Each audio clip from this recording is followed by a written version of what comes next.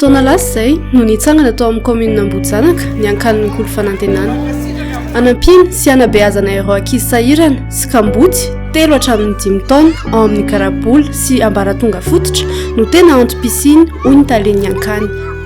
Ny ankan'ny kolo fanantenana dia manabea ireo zaza 3 ka hatramin'ny 5 taona eto amin'ny commune Ambohijanaka sy ny manodidina. Ireo zaza ireo zany dia tsy manana fahafahana ny taizazy. Tamin'ity androany ity zany dia nanana tombontsoa ny akan'ny kolo fanantenana nitsidiany avy ao amin'ny IEFPA ASEM sy ireo mpianatra tao tsy tonga namangy fotsiny izy ireo napaherin'ny akany fa mitondra fanomezana ihany koa fakasitrahana feno natolotra ny tompon'andraikitra ny mpiara-miasa ary ireo mpianatra rehetra izay tonga teto amin'ny akany. Tafiditra ao anatin'ny kolontsainy voizin'ny vondrom-panabeazana ASEM moa ny manampy ireo mpiara-belomamina. Koa tamin'ity androany ity dia ny IEFPA ASEM no nanolotra fanomezana ho an'ny ankany mikolo fanantenana.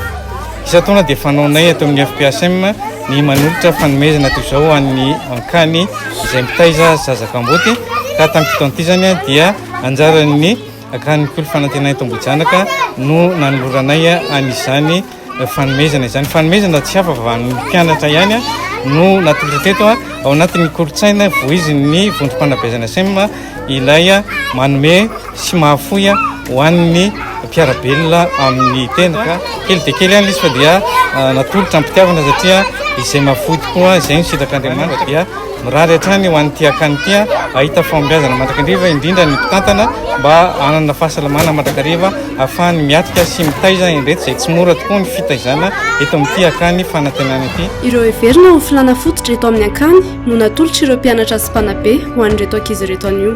Anisan'izany ny sakafo sy kojakoja maro samihafa. Izay moa zany androany nanao fanaterana don taty amin'ny akany mikolo fanantenana dia naterina io don io avy aty aminay mpianatra dia avy amin'ny mpampianatra mpanabeanay ihany koa. Misy vary dia misy menaka, misy lamba fitafy, misy kilalao dia misy koba ihany koa dia tsakitsaky.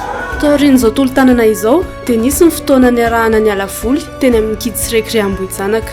Mbola isy ihany koa ny hetsika izay ho tontosaina eny amin'ny sehatra fialamboly sy fanatanjahantena ASEM Anjeva amin'ny volana May ho avy izao.